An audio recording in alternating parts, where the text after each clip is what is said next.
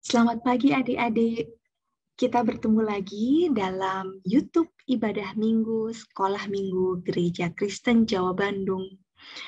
Semoga adik-adik masih dalam keadaan yang tetap semangat walaupun beribadah di rumah ya.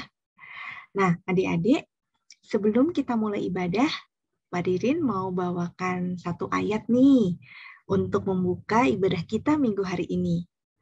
Ayatnya diambil dari Matius 5 ayat yang ke-9. Bunyinya seperti ini. Berbahagialah orang yang membawa damai, karena mereka akan disebut anak-anak Allah.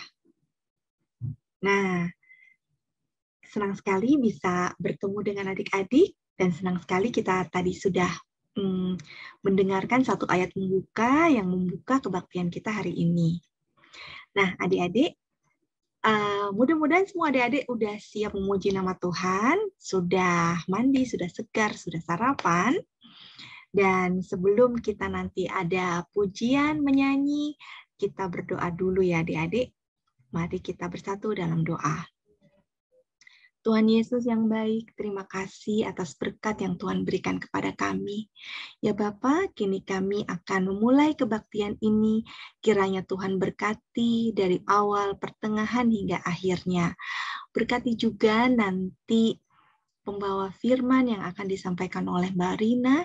Kiranya Tuhan juga berkati beliau sehingga apa yang disampaikan adalah seturut dengan firman Tuhan. Terima kasih ya Tuhan. Anak-anak-Mu telah siap untuk beribadah. Dalam nama Tuhan Yesus, kami berdoa dan mengucapkan syukur. Amin. Nah, adik-adik, sekarang kita akan memuji nama Tuhan. Nanti akan ada lagu pujian, dan adik-adik bisa menyanyi bersama lagu pujian tersebut. Selamat beribadah, selamat hari Minggu. Tuhan memberkati.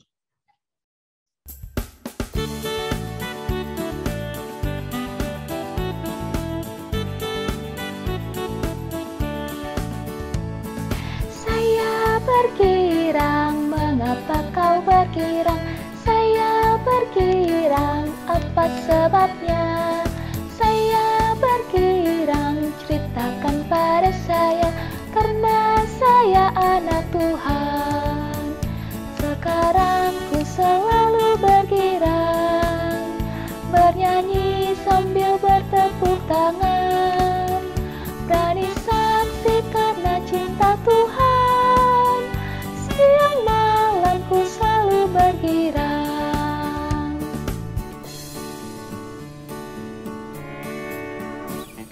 Saya bergirang, mengapa kau bergirang?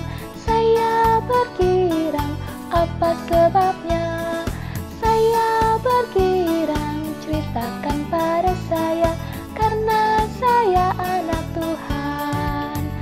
Sekarang ku selalu bergirang, bernyanyi sambil bertepuk tangan, berani saksi karena cinta Tuhan. Siang malam ku selalu bergirang.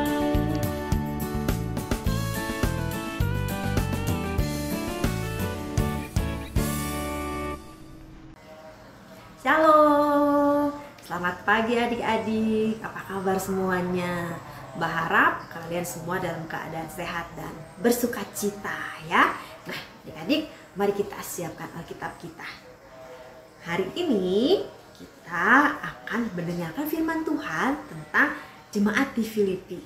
Nah, tentang bagaimana jemaat di Filipi ini setelah mengenal tentang kasih Tuhan Yesus, mereka bukaan hatinya oleh Tuhan Yesus dan menjadi sangat ingin membantu pelayanan seorang rasul untuk dapat menyebarkan kabar baik mengenai kasih Tuhan Yesus dan tentang kerajaan Allah.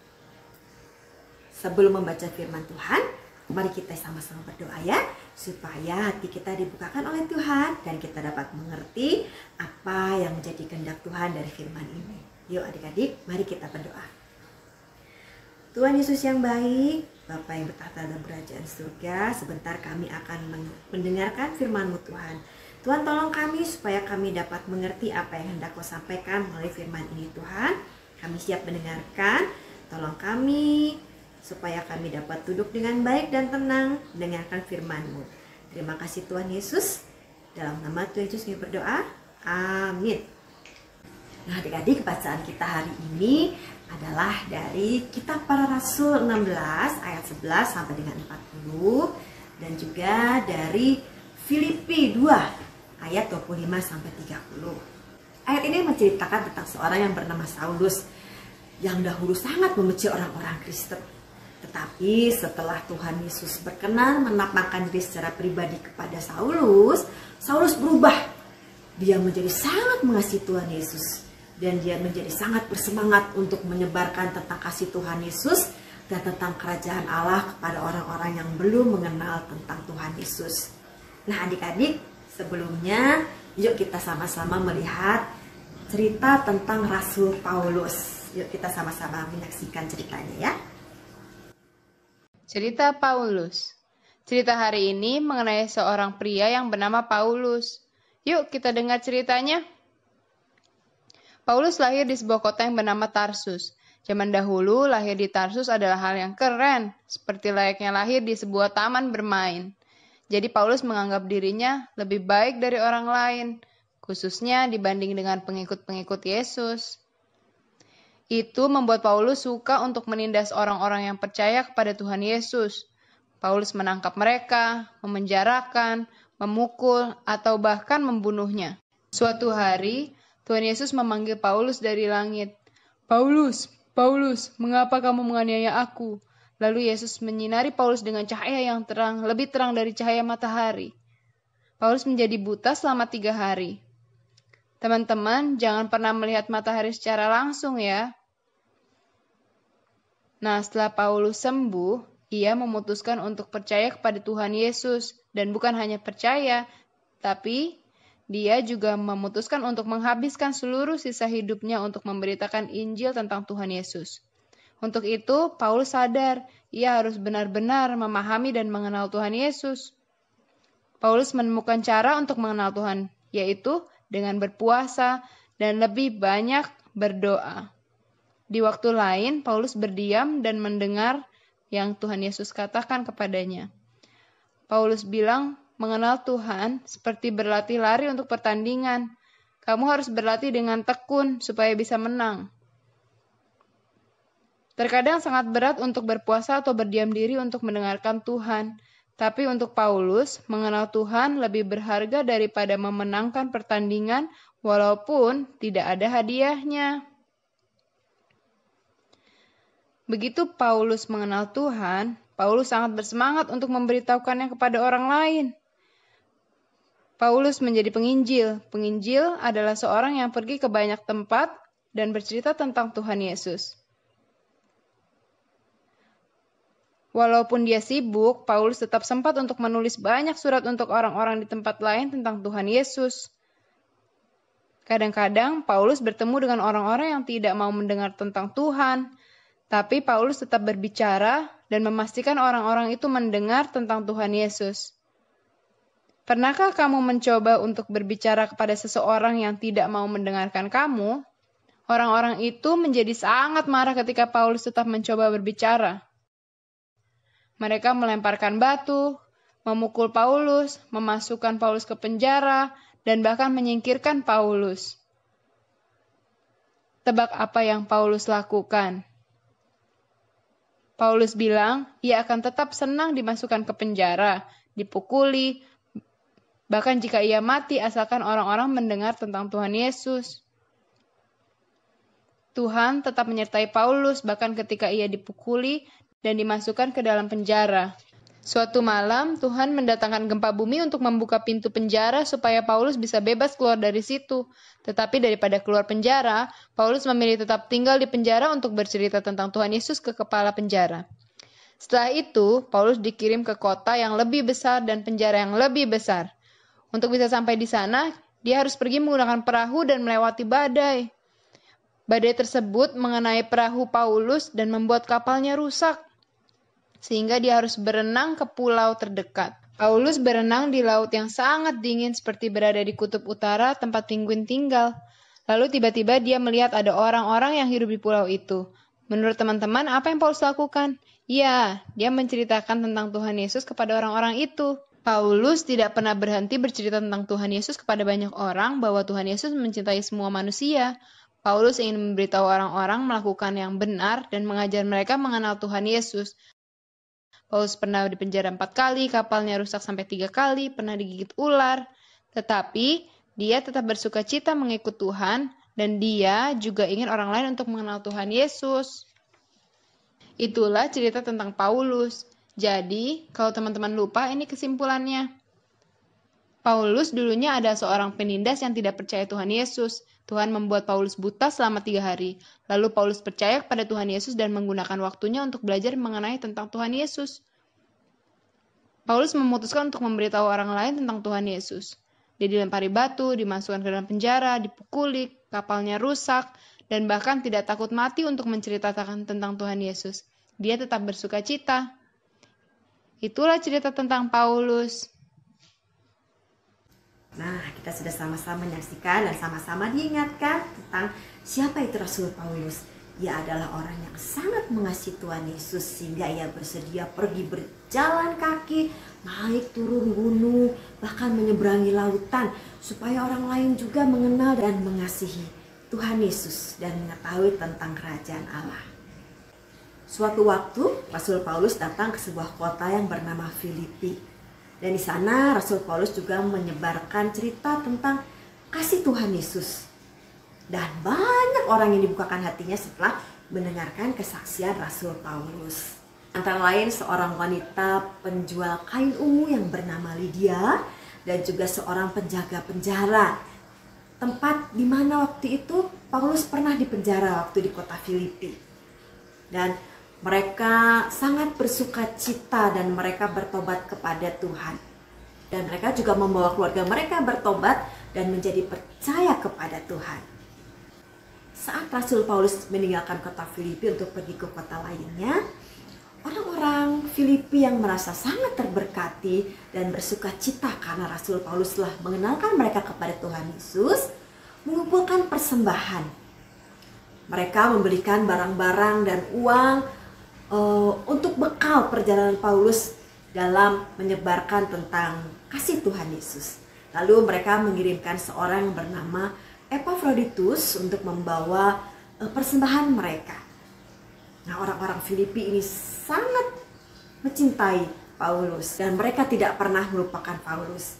Dan saat Paulus beberapa tahun kemudian dipenjara lagi di kota Roma, mereka mengirimkan kembali Epafroditus untuk melayani segala kebutuhan Paulus di penjara.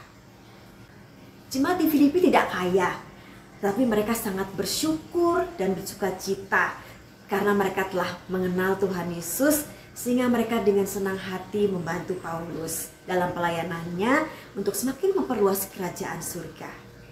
Nah, adik-adik, kita harus mencontoh jemaat di Filipi itu ya.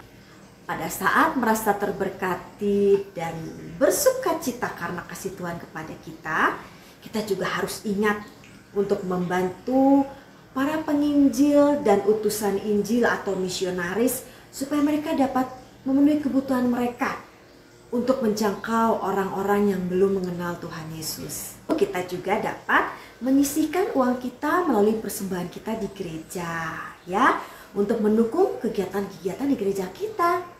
Karena selain kegiatan-kegiatan di dalam gereja kita juga ada kegiatan untuk membantu orang-orang di luar gereja kita, orang-orang yang belum mengenal tentang Tuhan Yesus. Melalui kegiatan-kegiatan untuk membantu sesama kita, itu akan menyebarkan kabar tentang kasih Tuhan Yesus kepada orang-orang yang belum mengenal Tuhan Yesus. Nah, adik-adik, yuk mari kita selalu ingat untuk memberikan persembahan kita kepada Tuhan, kepada gereja, kepada lembaga-lembaga misionaris ataupun kabaran Injil supaya nama Tuhan semakin dimuliakan dan kerajaan Tuhan semakin luas. Tuhan Yesus berkati. Selamat hari Minggu. Sampai jumpa.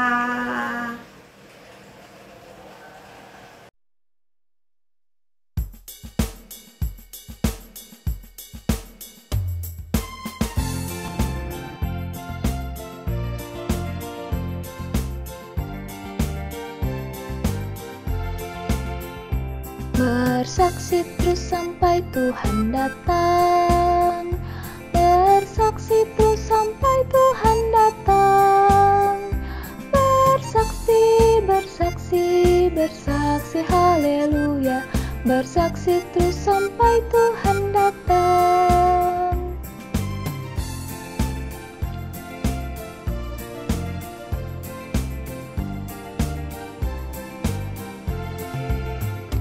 Bertekun terus sampai Tuhan datang. Bertekun terus sampai Tuhan datang. Bertekun, bertekun, bertekun, haleluya. Bertekun terus sampai Tuhan datang.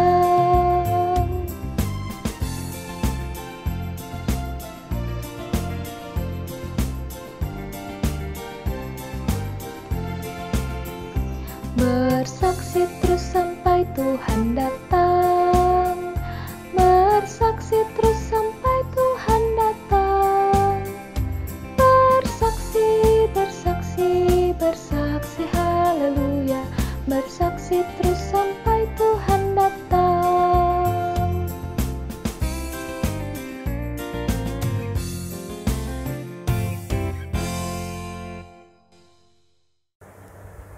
Halo adik-adik, sekarang kita sudah berada di penghujung ibadah kita pada hari ini. Sebelum kita tutup dalam doa, ada sedikit pengumuman. Setelah ini adik-adik jangan lupa untuk mengisi absen yang ada di grup WhatsApp kelas masing-masing ya. Dan yang untuk ingin mengisi persembahan bisa ditransfer ke bendahara sekolah minggu yang ada di kolom deskripsi. Untuk adik-adik juga yang ingin memberikan persembahan pujian bisa menghubungi Mbak Naomi ya. Oke adik-adik, untuk menutup ibadah kita pada hari ini, marilah kita bersatu dalam doa. Selamat pagi ya Bapak, terima kasih Bapak, Engkau telah memberkati kami ya Bapak, dari awal pertengahan hingga akhir ibadah ini ya Bapak. Bapak berkati kami anak-anak sekolah minggu kelas Samuel, Yahya, Daud, dan Petrus, supaya kami bisa terus sehat ya Bapak, supaya nantinya kami bisa bertemu kembali Bapak di gereja, di sekolah, bertemu teman-teman, guru sekolah minggu, dan semuanya ya Bapak. Bapak berkati juga sebentar lagi kami akan merayakan Natal, supaya dapat dilancarkan dan kami bisa terus memuliakan nama-Mu ya Bapak. Sebentar lagi kami akan kembali ke kegiatan kami masing-masing ya Bapak, berkatilah kami semua. Terima kasih, dalam nama Yesus kami telah berdoa dan mengucap syukur. Haleluya, amin.